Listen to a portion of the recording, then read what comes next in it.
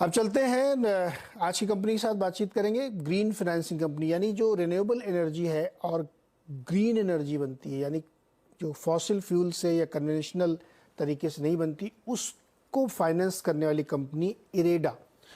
इसकी हाल में लिस्टिंग हुई, अभी मुश्किल से 2 हफ्ते इसकी लिस्टिंग के हुए हैं और इसने तूफान मचा रखा है मार्केट में। इतने सॉलिड रिटर्न कंपनी दी है कि 32 रुपये वाला आईपीओ आज 101 रुपये 30 पैसे पर ट्रेड कर रहा है। 19% ऊपर है आज भी स्टॉक। क्या हुआ ऐसा, क्यों इतनी तेजी है, क्या कंपनी में कुछ बदल रहा है, इस पर बातचीत करेंगे। हाल ही में कंपनी ने एक अनाउंसमेंट किया था कि वो B2C में लैंडिंग शुरू करेंगे, मतलब यानी एकदम कंज्यूमर लेवल पे। और एक PM कुसुम योजना होती है जिसमें रूफटॉप सोलर पैनल ये सारी चीज़ें होती है, उस पे ले कंपनी काम करेगी। 58 करोड़ का इन्होंने एक लोन ट्रंच दे भी दिया है। बातचीत करेंगे CMD प्रदीप कुमार दास जी से। दास साहब, बहुत बहुत स्वागत है आपका। बहुत बहुत धन्यवाद नीरज जी। तूफान मचा रखा सर आपके कंपनी ने, क्या हो रहा है ये? नहीं, असली में तूफान हम लोग नहीं मचाया। इन्वेस्टर का trust, respect and confidence and rather थोड़ा जो अवेयरनेस बढ़ा है लिस्टिंग के बाद, और रिन्यूएबल एनर्जी के लिए, क्लाइमेट के लिए जो कंसर्न है उसको समझने में हुआ है। अभी कॉप का भी मीटिंग हुआ रिसेंटली, इसका पहले G20 हुआ, जहां पे हमारे माननीय प्रधानमंत्री हमेशा thrust renewable energy, decarbonisation, energy transition में फोकस किए हैं, और हमारा मंत्रालय भी निरंतर काम कर रहा है। हम लोग 36 साल से इस लाइन में काम कर रहे हैं। हालांकि अभी लिस्टिंग हुए हैं, तो लिस्टिंग होने से थोड़ा आम पब्लिक को ज्यादा जानकारी हुआ है। तो मेरा मानना है कि जितना ज्यादा जानकारी, जितना समझ उस सेक्टर के लिए आएगा, उतना बड़ा दायित्व वो आगे भी लेंगे। ये सिर्फ शेयर में निवेश वाली बात नहीं, इसमें 2 तरह का कंट्रीब्यूशन आता है। एक इकोनॉमिक कंट्रीब्यूशन, एक एनवायरमेंट कंट्रीब्यूशन। जो एनवायरमेंट वाला कंट्रीब्यूशन है वो सबसे ज्यादा महत्व है। हम कितना भी इकोनॉमिक ग्रोथ कर ले, अगर हम वातावरण को बचा नहीं पाएंगे, हमारा नेक्स्ट जनरेशन सर्वाइव नहीं करेंगे, तो हम किसके लिए इन्वेस्ट करेंगे शेयर बाजार में? दास साहब ये बताइए, नहीं ये तो ठीक है, जब IPO आया तो मैंने ही आपसे बातचीत की थी, डिटेल में आपने समझाया था, लगभग सारे मीडिया हाउसेज में आपकी बातचीत सबने समझ लिया, लेकिन बहुत कुछ ऐसा था जो आज नहीं समझ पाए होंगे, या लिस्टिंग से अब तक बहुत सारी चीज़ें अनवील हुई होंगी जो आप उस समय आप रिस्ट्रिक्टेड थे तो आप बोल नहीं पा रहे थे। क्या बदला है पिछले 10 दिन में? एक तो ये कुसुम योजना जो आपने कहा कि इसमें भी फाइनेंसिंग होगी, दूसरा आप एक का MSME की तरफ आप करें कि एक डुअल मॉडल लेके आएंगे, ये सब क्या, जरा समझाइए। क्या इनकी वजह से, देखिए स्टॉक्स में नहीं करूँगा, आप स्टॉक पे कमेंट करें, लेकिन लोगों के मन में आता है भाई ऐसा क्या हो गया कि स्टॉक बिल्कुल रुक ही नहीं रहा, हाथ ही नहीं आ रहा किसी के। तो क्या चीज़ें चेंज हो रही हैं पिछले 10-15 दिनों में? पहले तो हमारा साइज बहुत छोटा था, जब 67 करोड़ शेयर मार्केट के लिए कोई बड़ी बड़ी बात है नहीं। और बस चले, अगर सारे कंट्री का सिटीजन को एक एक शेयर लेना हो तो भी हमें 142 करोड़ का शेयर चाहिए, ठीक है, सबको अगर कंट्रीब्यूशन करना है एनर्जी ट्रांजिशन और ग्रीन इन्वेस्टमेंट। चलिए, जो ओपनिंग से और अभी का बीच में बात हुआ है, हम लोग सिर्फ यही बोले थे कि हम अब फोकस्ड फुल वे में डेवलपमेंट करेंगे रिटेल सेगमेंट को। हम रिटेल में ऑलरेडी साल भर से काम किए हैं। रिटेल जब बात करते हैं, रूफटॉप सोलर और ये इसका कुसुम योजना, कुसुम जो है हमारा फार्मर से, कृषक है, तो जो हमारे प्रधानमंत्री जी वाले अन्नदाता को ऊर्जादाता बनाना है, कुसुम स्कीम बना है। 2019 से स्कीम आया है, लेकिन अभी तक जिस तरह का पुश या सपोर्ट या अचीवमेंट होना चाहिए, थोड़ा हम स्लो है उसमें। तो जिसके कारण ये, क्योंकि आप अगर देखेंगे लास्ट 36 साल में 27-28 साल तक सिंगल हैंडेडली इरेडा डेवलप कर रहा था। तो अभी जो सेक्टर ऑलरेडी डेवलप हो चुके हैं, जैसे वैनिला आ रही है, सोलर, विंड, हाइड्रो, उसमें बाकी लोग आके लैंडिंग करने के लिए तैयार होते हैं, लेकिन जो इमर्जिंग है उसमें नहीं होते हैं। कुसुम सोलर का है, लेकिन एग्रीकल्चर सेक्टर के लिए है। एग्रीकल्चर सोलराइज जब करेंगे, एग्रीकल्चर हमारा इकोनॉमी का सबसे बड़ा कंट्रीब्यूटर है GDP ग्रोथ के लिए ना। हम उस सेक्टर में जब अन्नदाता को ऊर्जादाता बनाएंगे, उनको भी एक भागीदारी मिलेगा। बट नॉर्मली हम एग्रीकल्चर सेक्टर में क्यों नहीं हो पाता है, वो बैंकेबिलिटी का इशू आता है। बहुत सारा जगह में लोन व्यवहार होता है। दास साहब मुझे ये बताइए, कुसुम योजना में क्या करेंगे आप लोग, क्या होता है, क्या करेंगे? एकदम आसान भाषा में समझाइए हमें।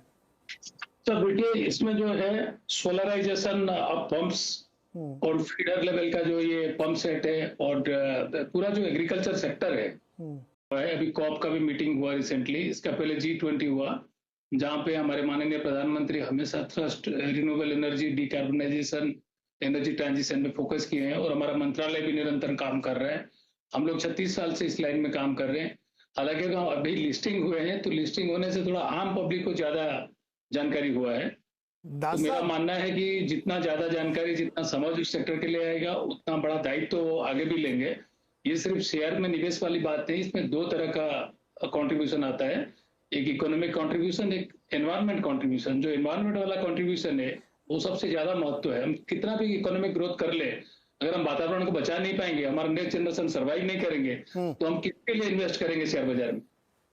दास साहब ये बताइए, नहीं ये तो ठीक है, जब आईपीओ आया तो मैंने ही आपसे बातचीत की थी, डिटेल में आपने समझाया था, लगभग सारे मीडिया हाउसेज में आपकी बातचीत सबने समझ लिया, लेकिन बहुत कुछ ऐसा था जो आज नहीं समझ पाए होंगे, या लिस्टिंग से अब तक बहुत सारी चीज़ें अनवील हुई होंगी जो आप उस समय आप रिस्ट्रिक्टेड थे तो आप बोल नहीं पा रहे थे।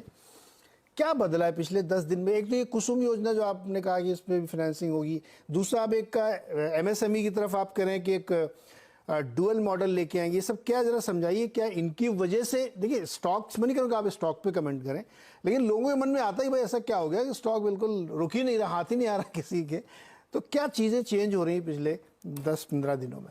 पहले तो हमारा साइज बहुत छोटा था, तब 67 करोड़ शेयर मार्केट के लिए कोई बड़ी बात है नहीं। और बस चले अगर सारे कंट्री का सिटीजन को एक एक शेयर लेना हो तो भी हमें 142 करोड़ का शेयर चाहिए, ठीक है, सबको अगर कंट्रीब्यूशन करना है एनर्जी ट्रांजिशन और ग्रीन इन्वेस्टमेंट। चलिए, जो ओपनिंग से और अभी का बीच में बात हुआ है, हम लोग सिर्फ यही बोले थे कि हम अब फोकस्ड फुल वे में डेवलपमेंट करेंगे रिटेल सेगमेंट को। हम रिटेल में ऑलरेडी साल भर से काम किए हैं। रिटेल जब बात करते हैं, रूफटॉप सोलर और ये इसका कुसुम योजना, कुसुम जो है हमारा फार्मर से, कृषक है, तो जो हमारे प्रधानमंत्री जी बोले अन्नदाता को ऊर्जादाता बनाना है, कुसुम स्कीम बना है, 2019 से स्कीम आया है, लेकिन अभी तक जिस तरह का पुश या सपोर्ट या अचीवमेंट होना चाहिए, थोड़ा हम स्लो है उसमें। तो जिसके कारण ये, क्योंकि आप अगर देखेंगे लास्ट 36 साल में 27-28 साल तक सिंगल हैंडेडली इरेडा डेवलप कर रहा था। तो अभी जो सेक्टर ऑलरेडी डेवलप हो चुके हैं, जैसे वैनिला आ रही है, सोलर, विंड, हाइड्रो, उसमें बाकी लोग आके लैंडिंग करने के लिए तैयार होते हैं, लेकिन जो इमर्जिंग है उसमें नहीं होते हैं।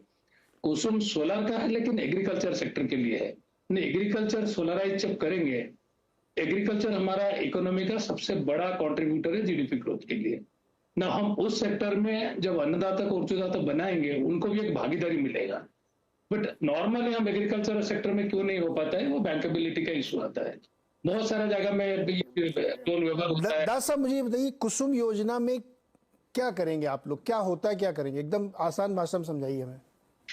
सर बेटिए, इसमें जो है सोलराइजेशन ऑफ पंप्स और फीडर लेवल का जो ये पंप सेट है, और पूरा जो एग्रीकल्चर सेक्टर है उसका सारा, जैसे आज डीजल पंप लगा होगा या इलेक्ट्रिसिटी जो लगा होगा थर्मल का होगा, हम उसको सोलराइज कर देने से एक तो आज जो डीजल यूसेज या थर्मल होता है जो कार्बोनाइज हो रहा है, पहला बात होगा डिकार्बोनाइज। बट इशू क्या आता है कि एग्रीकल्चर सेक्टर में जैसे एग्रीकल्चर लैंड है वो कोलेटरल के लिए माना नहीं जाता है ना। दूसरा, बहुत जगह में फार्मर लोग को ऐसे ही ऋण मुक्त कर दिया जाता है, लेकिन जो मुक्त होता है पैसा तो कहीं ना कहीं से आएगा ना। तो राज्य सरकार या कोई भी सरकार अगर ये अनाउंस करते हैं कि हम आपको ये इतना सब्सिडी दे देंगे, ये करेंगे या ऋण मुक्त कर देंगे, बट बजट में प्रोविजन होना जरूरी है। जब आप बजट में प्रोविजन करेंगे तो सही मायने में उनका अनाउंसमेंट का इम्प्लीमेंटेशन होता है। अधिकतर डिस्ट्रीब्यूशन कंपनी में जो इतना उनका आउटस्टैंडिंग लोन बुक बढ़ गया था लास्ट सितंबर, अगर एक साल पहले देखेंगे तो 1 लाख सरकार ने, मिनिस्ट्री ऑफ पावर ने, प्लस जो रिफॉर्म्स स्कीम दूसरा लेके आए डिस्ट्रीब्यूशन स्कीम को रिफॉर्म करने के लिए, उसका नतीजा हुआ लेट पेमेंट का सरचार्ज के चलते आउटस्टैंडिंग ड्यूज घट के इतना कम हुआ है। उसमें ये तो मापदंड जो रखा गया है कि आपको जितना, कोई भी सरकार कोई भी अनाउंसमेंट करता है जो भी देने के लिए सब्सिडी, पहले बजटरी प्रोविजन रखे। अगर बजटरी प्रोविजन रख के आप अनाउंस करेंगे तो वो इकोसिस्टम में कहीं फाइनेंशियल डेट नहीं पड़ेगा। नहीं तो क्या होता था, ये अकोमोलेशन होता था, वहां पे फ्री होता था। तो ना दास साहब ये बताइए कि जैसे ही कुसुम योजना या रूफटॉप में सोलर पैनल लगाते हैं लोग, तो इसमें गवर्नमेंट सब्सिडी देती है, आप इसकी फाइनेंसिंग करेंगे। अगर कोई डायरेक्टली जाके ले तब भी आप उसकी फाइनेंसिंग करेंगे? देखिए, रिटेल के लिए आज हमारा जो ऑर्गेनाइजेशन का स्ट्रक्चर है, हम रिटेल में नहीं कर रहे हैं, लेकिन हम रिटेल को कैसे किए हैं, जैसे हमने ई रिक्शा को फाइनेंस किए हैं, साल भर हो चुका है, जो एनसीआर में, नॉर्थ ईस्ट में, बनारस में वहां चल रहा है। एक छोटा एनबीएफसी हमारे पास आए जो ऑलरेडी उस स्पेस में काम कर रहे थे, उनका जो रेट लग रहा था 28 से 34-36% का रेट लग रहा था। एक तो गरीब रिक्शा वाला, उनको उतना ऊंचा रेट कैसे उनका वाइबिलिटी होगा ना, उसमें तो एनपीओ होने का भी चांस रहेगा। तो हम लोग उनका साथ एक अंडरस्टैंडिंग करके लाइन ऑफ क्रेडिट उनको 50 करोड़ का दिए, लगभग 74,000 रेट ई रिक्शा का सपोर्ट के लिए ना। वो 50 करोड़ उन्होंने पूरा कर दिए। बट उसका नतीजा क्या है, हमने कैप लगाया कि आप 18% से ज्यादा नहीं करेंगे। अब वो 17.76% जो लगभग लास्ट उनका आंकड़ा दिए थे, उसी में सीमित रखे। तो उसको देखिए, जो 34 अगर मान ले होता था या 28 हो रहा था, आज 17, 17.5, 18 पे आ गया, लगभग आधा हो गया। और ये सबसे गरीब लोग, हमारा जो बैंकिंग सिस्टम है, इकोनॉमिक वैल्यू चेन में लास्ट ले गए, उनको मिला। 50 करोड़ का हमारा था, उसमें हमारा लगभग 47,000 करोड़ का लोन बुक सितंबर का अगर देखें, तो उसमें से 50 करोड़ एक बहुत छोटा मायने रखता है, लेकिन ये बहुत बड़ा सोशल इंपैक्ट हुआ। सिमिलरली दास साहब, ई रिक्शा हो गया या कुसुम के तहत सोलर पंप हो गए या रूफटॉप पे पैनल हो गए या कोई और चीज़ हो गई जो ग्रीन एनर्जी से चलती है, उसके लिए आप इनडायरेक्टली फाइनेंस कर रहे हैं। मतलब आपने एक एजेंसी को पकड़ा है, कंपनी को, उसको आपने लाइन ऑफ क्रेडिट दिया, उसने रिक्शा को फाइनेंस किया, तो एक तरीके से आप ही फाइनेंस कर रहे हैं उसको, में बीच में आपने एक एजेंसी रखी है। ये अभी तो बहुत छोटा आप बता रहे हैं, 50 करोड़ 60 करोड़, लेकिन ये आप मुझे अंदाजा लगाइए, बताइए कि कितना बड़ा मार्केट है जिसमें आप ये एकदम फुल फ्लेजेड ऑल आउट घुसने की तैयारी कर रहे हैं, क्योंकि मार्केट उसी को डिस्काउंटिंग कर रहा है। देखिए, ये मार्केट साइज जो है लगभग 1 लाख करोड़ का है, जिसमें हम रूफटॉप सोलर और कुसुम का अगर खाली 2 को जोड़े। इसका अलावा भी ई स्कूटर है, ई टू व्हीलर है, ई फोर व्हीलर है, ये भी टू सम एक्सटेंट रिटेल में भी रहेंगे। ई टू व्हीलर की फाइनेंसिंग करेंगे आप? करेंगे, लेकिन हमारा मॉडल वही होगा कि हम किसी दूसरे के थ्रू हम डायरेक्ट नहीं कर पाएंगे, क्योंकि हमारा उतना नेटवर्क या स्ट्रेंथ वो सब है नहीं। दूसरी बात है सर, उसमें कोई फर्क नहीं पड़ता, एक बीच में कंपनी आ जाएगी, वही रेडर्स पैसे लेगी, इधर बांटेगी, तो धंधा तो आपका ही चल ना सर। हाँ, आप आगे कंटिन्यू करिए। नहीं, बेसिकली क्या है, हमारा एक्सपर्टीज जो 36 साल का है रिन्यूएबल एनर्जी सेक्टर को, नुआंसेस को समझना, क्योंकि जैसे मैंने पहले ही बताया था, दोबारा दोहराऊंगा, 36 साल में अगर सितंबर तक का आंकड़ा देखें, हम लोग 1,07,000 करोड़ का सपोर्ट किए हैं, और उसमें क्यूमुलेटिव राइट ऑफ सिर्फ 203 करोड़ है, और जहां पे 77% हमारा प्राइवेट सेक्टर लोन बुक है, और लार्जली हमारा इमर्जिंग स्पेस में काम किए हैं। इतिहास में देखेंगे 25-27 साल तो हम अकेले ही कर रहे थे। तो ये सब करने का बावजूद एसेट क्वालिटी अगर हम इतना अच्छा मेंटेन कर पा रहे हैं, सर B2C का क्या टारगेट आपने रखा है कि कितना आप फाइनेंस करेंगे अगले 1-2-3 सालों में? मेरा जी सच बात है, तो हमने कभी कोई नंबर का टारगेट नहीं किया, लेकिन हमने प्रॉफिट का भी टारगेट नहीं किए थे। लास्ट 3 कुछ तो सोचते होंगे कितना बड़ा करेंगे इसको? नहीं, सी हमारा मेन ऐसा थोड़ी कि खाली मुझे पता है दास साहब बहुत इंटेलिजेंट आदमी है, बोर्डरूम में आप लोग डिस्कस करते होंगे कि यार ये वाला सेगमेंट बहुत बढ़िया है, चलो इसको और बड़ा करते, कुछ तो दिमाग में होता होगा ना। क्योंकि हमारा जो नेटवर्क है ना, हमें बहुत कम समय में पूरा 7 टाइम लिवरेज कर देंगे, उसके बाद हमारे पास नेटवर्क बचेगा भी नहीं। इस तरह का मार्केट साइज है, क्योंकि टोटल 46 लाख करोड़ का लगभग जरूरत पड़ेगा 2030 तक। अगर हमें ई मोबिलिटी उनका रिलेटेड इंफ्रा को माइनस करते हैं 14 लाख करोड़, तो 32 लाख करोड़ आपका जो वैनिला आ रही है एंड इमर्जिंग आ रही इसमें लगेगा। तो उसका 75% कर देंगे तो 24 लाख करोड़ का देना है, उसका आधा कर देंगे 12 लाख करोड़ जो एनबीएफसी स्पेस से आएगा। हमारा जो अभी बुक है, हम उसको 7 टाइम लिवरेज करेंगे। 7,500 करोड़ का करीब हमारा नेटवर्क हो चुका है ना, उसको 7 टाइम्स हम लिवरेज करेंगे, क्योंकि ट्रिपल स्टेबल रेटिंग भी रखना है, सो दैट हम चीपेस्ट बोरोइंग कर सकते हैं। तो हमारा प्रयास अभी ये रहेगा, हमारा नेटवर्क हम कैसे भी लिवरेज कर लेंगे, उसके बाद हम जॉइंट होल्डिंग करके उससे फीस बेस इनकम भी कमाएंगे, जहां पे जॉइंट लैंडिंग होगा। दूसरा, ये जो रिटेल स्पेस में, क्योंकि रिन्यूएबल को लेके थोड़ा डर है, क्योंकि चैलेंजेस है, अनसर्टेनिटीज है, बट उसी चैलेंजेस अनसर्टेनिटी को करते हुए, इरेडा सारे मापदंड को रखते हुए, आरबीआई का गवर्नेंस का फुल्ली कंप्लाई करते हुए आज हम यहां तक पहुंचे। तो हमारा मेन मुद्दा वही रहेगा, हम करेंगे, नंबर तो सब ऑटोमेटिकली इमर्ज होता रहेगा। हमने ऑलरेडी एस्टेब्लिश किए हैं पहले भी ये, अभी फिलहाल हम ज्यादा उसमें नंबर पे नहीं जा रहे, हमारा ज्यादा फोकस रहेगा हम उसको बैंकेबिलिटी कैसे करें। अगर ये बैंकेबिलिटी हो जाए, बहुत सारे लेंडर और भी आएंगे, वही इराडा का मकसद है। इंटरेस्टिंग है। तो आप कुल मिला के ये कह रहे हैं कि कोई भी चीज़ जो रिन्यूएबल एनर्जी से चलती है, ग्रीन एनर्जी से चलती है, एनवायरनमेंट फ्रेंडली एनर्जी से चलती है, उसमें B2C में आपको कोई दिक्कत नहीं है, भले ही बीच में कोई एक एजेंसी हो जिसके थ्रू आप ये प्ले करेंगे, और इसी को शायद मार्केट डिस्काउंट कर। मेरे घर में अगर मिक्सी में चलाऊँ सोलर से तो आप कर देंगे ना फाइनेंस इनडायरेक्टली। मैं अपने घर का अगर कोई होम अप्लायंस चलाऊं सोलर एनर्जी से, तो जिससे मैं लोन लूंगा उसको आप लोन करेंगे, राइट?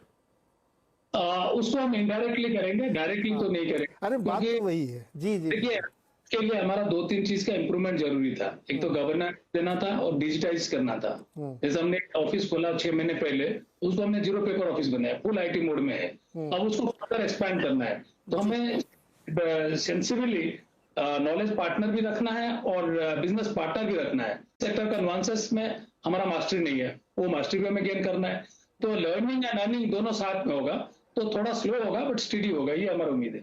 बिल्कुल दास साहब, और मुझे पूरी उम्मीद है कि जिस तरीके से आपका विजन है आप डेफिनेटली इसको कर पाएंगे और काफ़ी बड़ा कर पाएंगे। देखिए, लोगों को समझना चाहिए कि REC की स्टोरी जब शुरू हुई थी तो वो केवल रूरल इलेक्ट्रिफिकेशन फाइनेंस करते थे, अब वो मेट्रो फाइनेंस करते हैं, वो ब्रिजेस फाइनेंस करते हैं, अलग अलग चीज़ करते हैं। वैसे ही इरेडा भी अब अपने एम्बिट को बहुत बड़ा कर रही है और उसके तहत फाइनेंस करेगी। कंडीशन सिर्फ एक है कि वो रिन्यूएबल और ग्रीन और एनवायरमेंटल एनर्जी होनी चाहिए, तो इसलिए शायद मार्केट इस बड़ी अपॉर्चुनिटी को देख रहा है। बहुत बहुत शुक्रिया प्रदीप शर्मा साहब जुड़ने के लिए। ऐसे ही आप नए नए अनाउंसमेंट करिए, फिर हम लोग बातचीत करते रहेंगे, और अब हम लोग एनुअल रिजल्ट में थोड़ा डिटेल में बात करेंगे कि क्या क्या स्थिति इस समय बनी। बहुत शुक्रिया शर्मा साहब जुड़ने के लिए। धन्यवाद। तो इरेडा में इस तूफानी तेजी क्यों है, ये आपने मैनेजमेंट के मुंह से सुन लिया कि उनके पास कितनी लाखों करोड़ की अपॉर्चुनिटी, और अभी तो उन्होंने शुरुआत की सिर्फ इसकी, कैसे एग्जीक्यूशन करना है, कैसे AAA के तहत ही लोन देना है, और कैसे इसको बेटर मैनेज करेंगे वाया एजेंसी, ये है इंपॉर्टेंट फैक्टर, और इसीलिए शायद स्टॉक में इतनी बड़ी तेजी बनती हुई दिख रही है।